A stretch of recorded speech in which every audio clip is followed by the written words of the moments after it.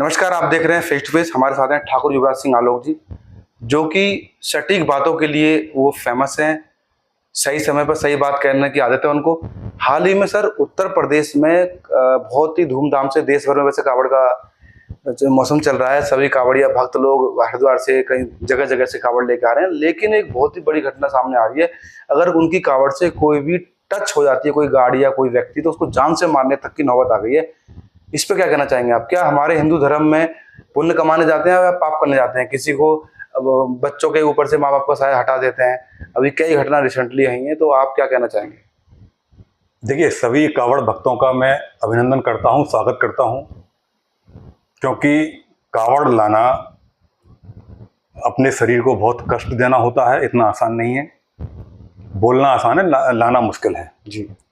और अधिकांश कावड़िए श्रद्धापूर्वक भगवान शिव को आगे रखते हुए लाते हैं। उनका मैं बहुत बहुत स्वागत करता हूं गौतम बुद्ध नगर की भूमि पर, नोएडा की भूमि पर। जी। इसमें कुछ उपद्रवी तत्व जरूर हैं, जैसा आपने कहा। जी। वो इन भक्तों को उस तरीके से किसी और धर्म के भी हो सकते हैं। मतलब 100 में से 10% लोग जानबूझकर कावड़ियों को बदनाम करने का भी काम कर सकते हैं। जी, मुझे यही लगता है। जी। क्योंकि ऐसी क्या दिक्कत है, किसी से गाड़ी कोई टच हो जाए। पुलिस की गाड़ी अभी दूसरी साइड में आ रही थी, अभी एक वीडियो देखी जैसा आप बताए। जी। उस गाड़ी को तोड़ तोड़ के उन्होंने बुरा हाल कर दिया। पुलिस वाले भी साइड हो गए, गाड़ी को पलट दिया, बेकार कर दिया। ऐसे कई घटनाएं 10 दिन के अंदर देखी गई हैं। जी। एक इंडिवर गाड़ी थी, उसको चकनाचूर कर दिया। क्योंकि शिव का भक्त ऐसा नहीं हो सकता। जी। शिव का भक्त ऐसा नहीं हो सकता कि जो भगवान शिव को जस्टिफाई आगे करके। और ये उपद्रवी तत्व ऐसे हैं, नशेड़ी हैं, भगेड़ी हैं, बेरोजगार हैं, मैं अपने छिछोरे हैं, लफंगे हैं, जी। उस तरह का उपद्रव करते हैं। शिव भक्त कावड़िए ऐसे नहीं हो सकते। जी। उनको बदनाम करने के लिए कुछ परसेंटेज लोग शायद दूसरे धर्म से ना आ गए हों। इनको बदनाम करने के लिए ये भी संभव है, जिसकी छानबीन होना चाहिए। क्योंकि कई घटनाएं ऐसी हो गई हैं। इसमें योगी जी तो ऐसे चरित्र हैं हमारी भारत की राजनीति में, उत्तर प्रदेश के सीएम के रूप में, जी, कि उन्होंने इन कावड़ भक्तियों को बड़ा सम्मान किया है, हेलीकॉप्टर से पुष्प वर्षा की है। जी। जो बड़ा अच्छा लगा, होना भी चाहिए। क्योंकि कावड़ लाना कोई मजाक चीज नहीं है। किसी ने 5 कावड़ बोली है, किसी ने 7 बोली है, किसी ने 15 बोली। बहुत कष्ट होता है शरीर को, हर कोई नहीं कर सकता। जिसके अंदर शक्ति है, प्रभु शक्ति देता है, वही ला सकता है। जी। उनका बार बार हम अभिनंदन करते हैं।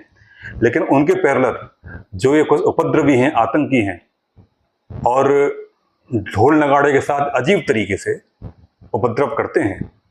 भक्तों, हमारा धर्म तो ऐसा है, बड़ा उदार है। जी। किसी से कोई गलती हो जाए तो क्षमा भी कर देते हैं। जी। लेकिन यहां देखा गया है कि गलती की क्षमा नहीं है।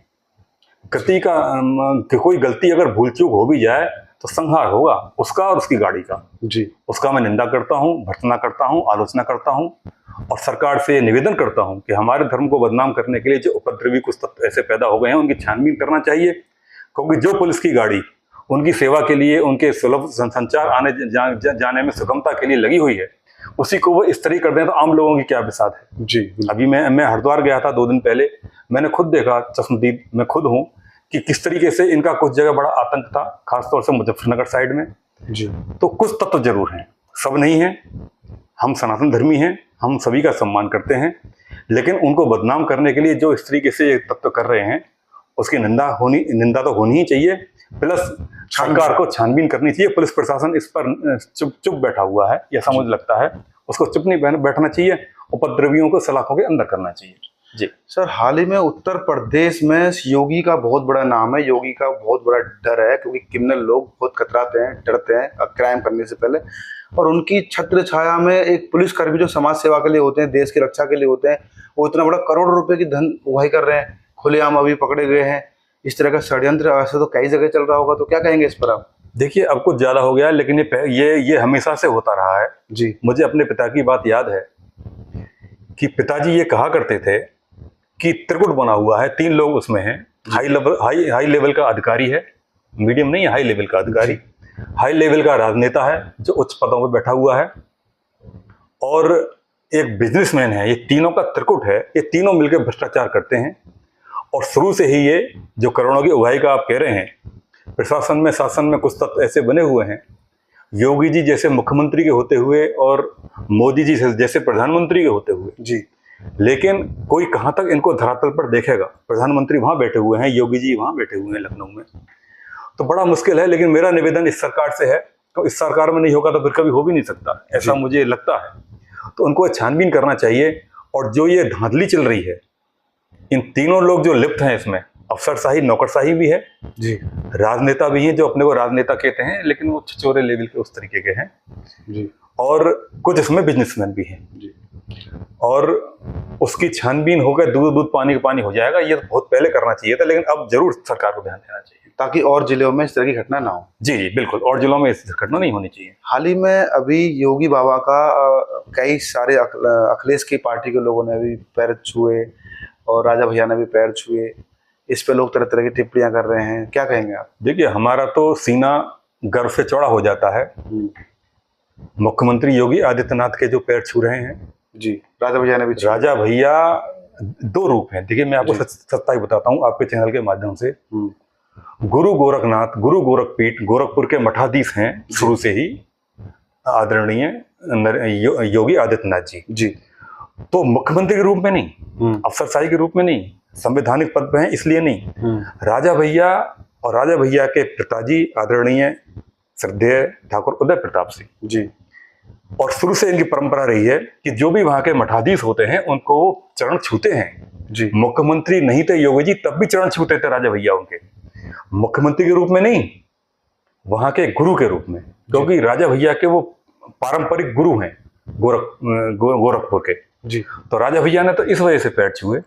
और जिन भी समाजवादी या बसपा जिस भी कांग्रेस के विधायकों ने पैर छुए, आशीर्वाद दिया, वो उस लायक हैं, अच्छा किया उन्होंने। जी, इस बात की भी मैं उनके लिए सराहना करता हूं, क्योंकि योगी जी मुख्यमंत्री के रूप में नहीं, वैसे ऐसे संबल हैं, इतना त्याग किया, तपस्वी हैं कि उनका पैर छूने में वो आशीर्वाद ही देंगे। जी, और बहुत अच्छा लगा, क्योंकि क्षत्रिय जाति से हैं तो हमारा भी सीना गर्व से चौड़ा हो जाता है कि उनके सब लोगों ने पैर छुए, लाइन लग गई भी, होड़ लग गई पैर छूने की।